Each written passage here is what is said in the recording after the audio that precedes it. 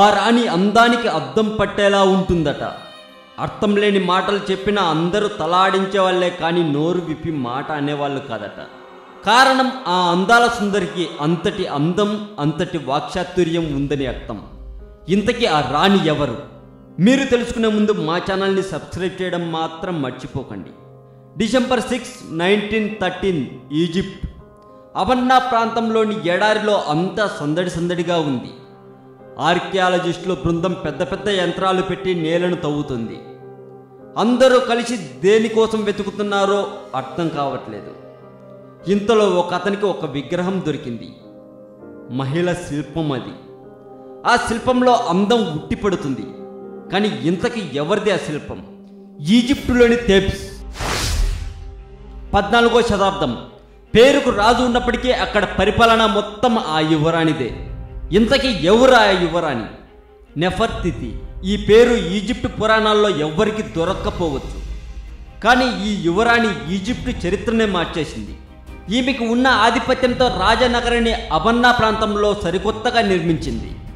అక్కడ అంతా సందడిగా ఉంది. కానీ అసలు చిక్కు అప్పుడే మొదలయ్యింది. రాజ్యంలో రాజు ఉన్నప్పటికీ నెఫర్ చెప్పింది వేదం అవ్వటంతో అక్కడ ప్రాంతంలో ఆమెపై కోపం పెంచుకున్నారు, కక్షలు పెంచుకున్నారు. ఆ తర్వాత కొన్ని సంవత్సరాలకి ఆ రాణి కనిపించలేదు. ఎక్కడికి వెళ్ళిందో ఎవ్వరికి తెలియదు, రాజు కూడా తెలియదు. అఖనాటన్ అనే రాజు ఈజిప్టును 17 ఏళ్ల పాటు పాలించాడు. అయితే 12వ ఏడు నడుస్తున్నప్పుడే నెఫర్తితి అదృశ్యమైంది. ఆమె కోసం ఎంతో వెతికారు, కానీ ఎక్కడా కనిపించలేదు. ఆమె ఏమయ్యిందో అన్న ప్రశ్నకి అఖనాటన్ కూడా సమాధానం చెప్పలేకపోయాడు. తనను ఎవరైనా ఎత్తుకుపోయారా, ఎక్కడైనా దాచిపెట్టారా, లేక చంపేశారా? ప్రశ్నలు బోలెడు పుట్టాయి. సమాధానం ఒక్కటి కూడా దొరకలేదు. దాంతో అఖనాటన్తో పాటు మెల్లమెల్లగా జనం నెఫర్తితిని మర్చిపోయారు. అఖనాటన్ వేరే పెళ్లి చేసుకున్నాడు. ప్రజలంతా ఆమెని రాణిగా అంగీకరించారు. చరిత్ర పుటల నుండి నెఫర్తితిని బయటకు నెట్టివేశారు. ఆమె శిల్పాలను ధ్వంసం చేశారు. ఆమె ఆనవాళ్ళు లేకుండా చేశారు. ఆమెపై కోపం పెంచుకున్న ఆ రాజ్యంలోని కొందరు.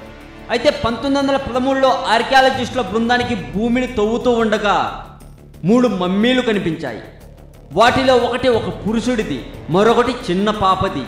మిగిలిన 3వది మాత్రం నెఫర్తితిది అని కొందరు గుర్తించారు.